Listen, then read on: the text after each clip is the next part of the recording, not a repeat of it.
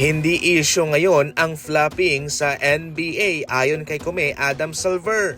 Gustong malaman ng karamihan, especially ng mga NBA fans, kung ano ang magiging komento o reaksyon nitong si Kume Adam Silver patungkol sa ginagawa sa ngayon ng OKC Thunder, mga idol. Pero ito po ang kanyang sinabi patungkol dyan. Sa isang programa, sinabi ni Adam Silver na ang flopping ay hindi issue sa NBA. Actually, mga idol, ang mga manlalaro sa ngayon ay tinuturuan na raw kung paano bumenta ng tawag sa mga referee. As long as hindi lang daw niloloko ang mga referee, ay okay lang siya doon. Medyo nakakalito itong kanyang sinasabi na para bang okay lang na bumenta ng foul, so parang peke.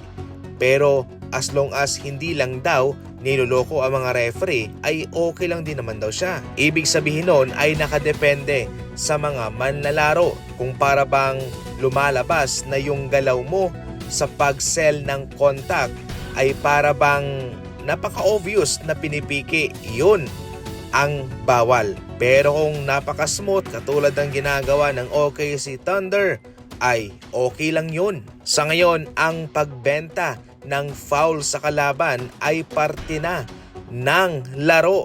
Kay Kume Adam Silver mismo nanggaling yan, mga idol ha. Actually, ang mga players sa ngayon ay tinuturuan na raw bumenta ng foul. So, ayan na po ang paliwanag dyan kung bakit nakakalusot itong si Shai Gilgeous-Alexander.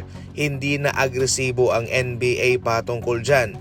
Kaya kung hindi ka marunong bumenta ng foul, ay paniguradong mapag-iiwanan ka sa laban, katulad ngayon sa nangyayari sa San Antonio Spurs. Wala nakitang sapat na ebidensya ang NBA sa mga aligasyon kay Terry Rozier na siya'y parte ng mga betting issue, pero patuloy pa rin po ang kaso niya ngayon patungkol dyan. So sa NBA ay okay na siya, malinis siya, ngunit sa mga otoridad ay hindi pa po, mga idol. At ayon nga sa pinakalites na balita at impormasyon, itong si Terry Rozier ay tumanggap daw di umano ng $100,000 na suhol para mag-early check-out sa laban.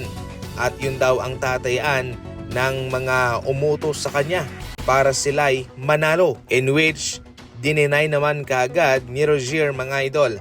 Sa ngayon wala siyang team sa NBA, iniwave siya ng Miami Heat.